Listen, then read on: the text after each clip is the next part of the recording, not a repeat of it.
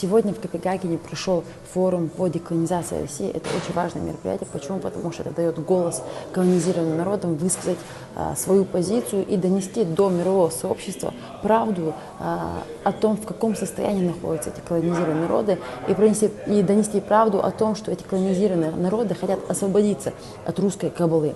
Сегодня в форуме участвовали и политики, эксперты, дипломаты со всего мира, и также представители Татарстана, и мы тоже приняли участие. Премьер-министр Чеченской Республики Ичкерия Ахмед Закаев сегодня присутствовал, и, естественно, я. Знаете, цель моего визита заключается в том, чтобы донести до европейцев, что нужно перестать рассматривать Чеченскую Республику и вообще Кавказ через русскую призму, и что Кавказ является вообще неотъемлемой частью Европы. И что вот этот нарратив, который Россия постоянно представляет здесь на Западе о том, что вот Кавказ это Россия, что это неправильный нарратив, и что нужно противостоять этому нарративу. И также я напомнила нашим уважаемым европейцам, что Кавказ, у него очень много общего с Западной Европой и в культурном плане, и в историческом плане. Допустим, в Чеченской Республике, у нас до экспансии России на Кавказ, у нас существовал парламент Мехкел. Этот парламент, он решал все национальные вопросы, это делалось через консенсус и избирательные процессы. Потом у нас еще существовала правовая система АДАТ, которая действовала как своего рода, знаете, такой социальный договор, как это во время Жан-Жака Руссо, было social contract или contrat social, и что такого в России раньше никогда не было. Также я напомнила нашим уважаемым друзьям-европейцам, что у нас есть кодекс чести, который называется Нохчелы, и что основной, это центральная часть нашей идентичности, и что этот кодекс чести, он не просто о храбрости, а суть его заключается в том, что нужно проявлять абсолютное уважение к личной свободе. И вот это уважение к личной свободе, это является фундаментальной ценностью демократии. И что вот эти демократические институты у нас в Чеченской Республике déjà существовали до экспансии Российской империи. И что вот эти наши демократические институты были уничтожены именно Россией. И что, по сути, Россия, она нам не принесла никакую цивилизацию, а наоборот, она нам принесла разрушение, разрушила наши демократические институты, сжигала наши села и убивала наше население. Вот. И также я напомнила, что мы никогда в Чеченской Республике не жили в системе, где действовали социальные классы. То есть этого никогда не было. У нас всегда жили люди по принципу эгалите, либерте, то есть свобода и равенство, чего совершенно не было в России. До 1861 года в России существовало крепостное право, и там русские жили как рабы. Какая-то оболочка общества, то, что называли аристократия. Вот эта аристократия, она говорила по-французски, даже не брезгали по-русски говорить, а все остальное население, 90%, это были русские рабы, у нас такого никогда не было. И вот я напомнила нашим европейским друзьям, что у нас эти демократические институты существовали, и что демократическое наследие есть у народов на Кавказе, и что нужно это помнить и на это обращать внимание. И что мне понравилось вообще из всего этого форума, то что я поняла, что европейские политики уже начали осознавать, что все-таки Россия – это не европейское государство. Знаете, один политик из Австрии сказал, что мы жили в Европе с иллюзией о мире. И мы жили так, потому что мы не осознавали, что то мышление, которое есть кремлевское, имперское мышление, оно полностью противоречит европейскому мышлению.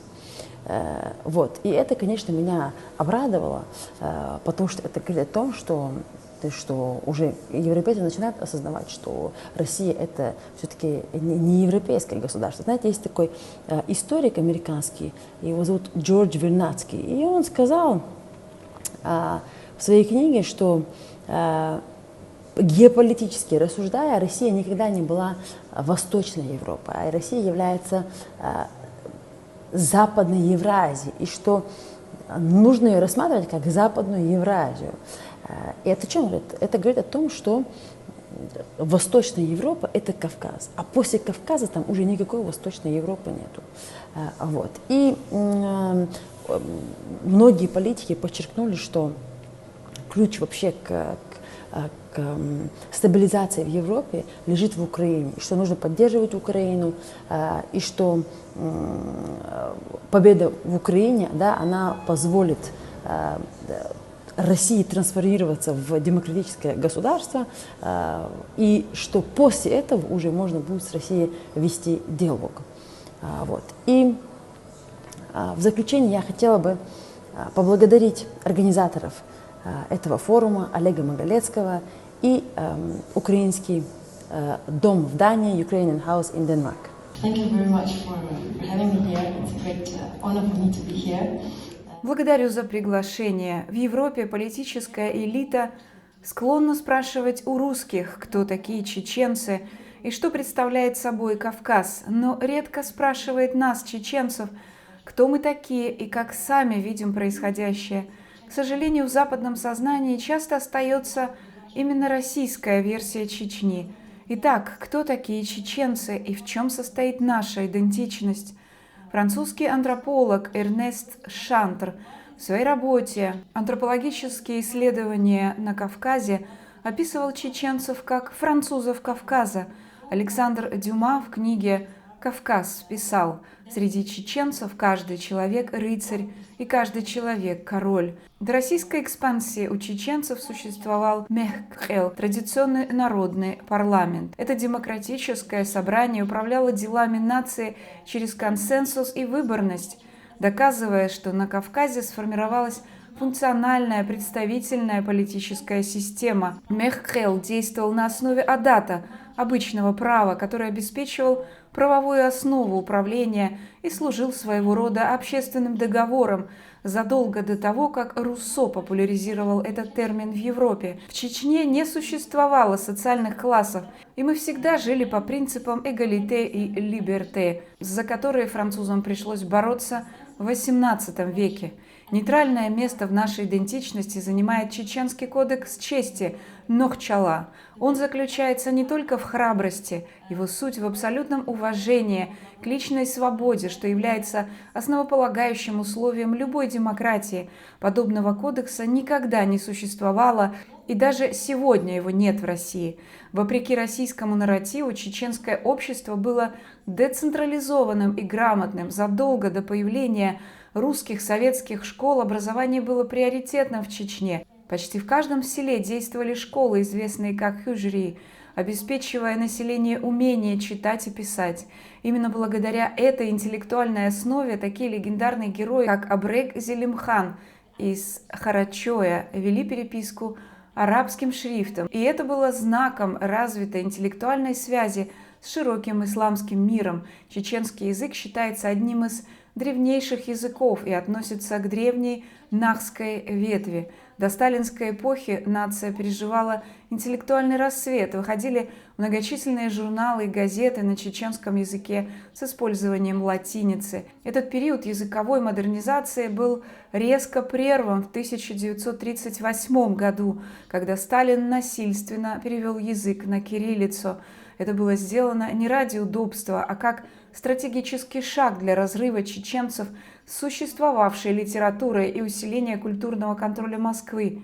Главным оправданием присутствия России на Кавказе всегда было утверждение, что она принесла цивилизацию. Хотя Российская империя представляла себя европейской державой, ее внутренняя реальность была глубоко архаичная. Ее определяли жесткая федеральная система и крепостное право, фактически форма рабства, просуществовавшая до 1861 года. Это создало огромный культурный раскол. Пока российская аристократия говорила по-французски и ориентировалась на Версаль, российское крестьянство оставалось необразованными и бесправными рабами. Исторически Россией управляла абсолютная автократия.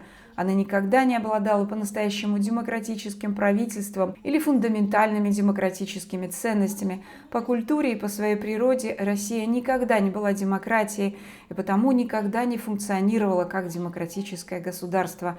Подчинить или уничтожить – такова была российская политика в отношении Чечни и Кавказа при царях. И именно такой она остается сегодня при Путине. Итак, что Россия принесла Чечении? Россия принесла Чечении разрушение, войну, деспотизм и автократию. Так называемая Великая русская цивилизация в Чечении уничтожила наши древние башни, стерла с лица земли наши села и осквернила могильные камни предков.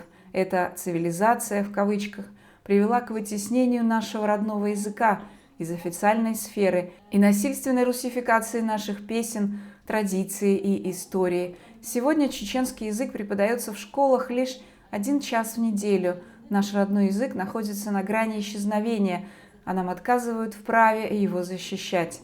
Сегодня Владимир Путин создал в Чечне оккупационную администрацию, отражающую российский федерально-автократический дух. В этой системе Путин выступает как царь, Кадыров и его ближайшее окружение как привилегированное дворянство, а вся политическая структура представляет собой жесткую автократию.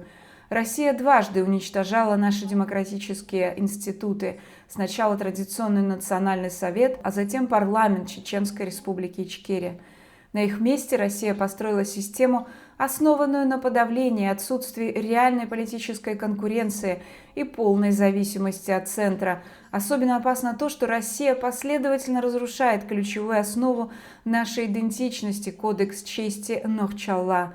Это осуществляется людьми, лишенными принципов, движимыми жаждой власти и денег, такими как Кадыров и его окружение, иначе говоря, клан Путина.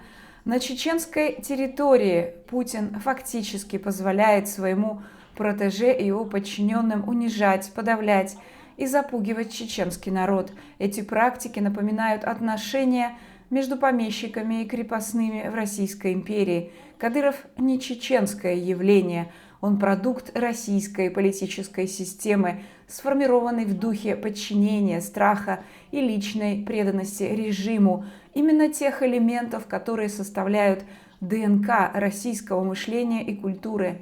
Сегодня вся система образования в Чечне от детских садов до университетов ведется на русском языке. Языковая политика в Чечне проста. Если хочешь добиться успеха, говори по-русски. При этом российская политическая элита предпочитает отправлять собственных детей учиться на Запад. Они делают это потому, что прекрасно понимают, русский язык мало востребован за пределами России, а сама российская образовательная система коррумпирована и некомпетентна. Сегодня некоторые российские либералы на Западе пытаются представить Россию как фундаментально европейскую страну. Это историческое заблуждение. Как заметил американский историк Джордж Вернадский, с геополитической точки зрения российская основа не европейская, а евразийская. Средневековая Россия – это не столько Восточная Европа, сколько Западная Евразия. Если определять Европу через демократическое участие, местную грамотность и историческое сопротивление автократии, можно утверждать, что традиционные структуры Чечении, такие как Мехкхел, были гораздо ближе к европейским идеалам, чем крепостничество и деспотизм Российской империи. От царей через советскую эпоху и до современности российское государство оставалось империей. Именно поэтому оно не способно принять такие идеалы, как права человека, верховенство закона, суверенитет и личная свобода. Современная Европа сталкивается со старой, агрессивной и отчаявшейся силой под названием Россия. Эта агрессивная и отчаявшаяся сущность приучила Запад смотреть на Кавказ и Чечню исключительно через российскую призму, воспринимая наш регион как задний двор России. Европейцы должны спросить себя, что такое Кавказ, какова связь между Европой и всем Кавказом. Кавказ – это не только про Чечню или про Дагестан, Осетию, Ингушетию, Черкесию, Грузию, Армению. Кавказ – это большая европейская семья. Кавказ – это земля Эльбруса, подлинно высочайшей вершины в Европе. Кавказ – это регион, богатый природными ресурсами, включая нефть и газ, с выходом к Черному и Каспийскому морям. Это земля древних культур и языков, и это, важнее всего, регион, чья коренная душа основана на демографическом фундаменте, которого Россия никогда не имела. Наша связь с Грецией записана в нашей общей ДНК.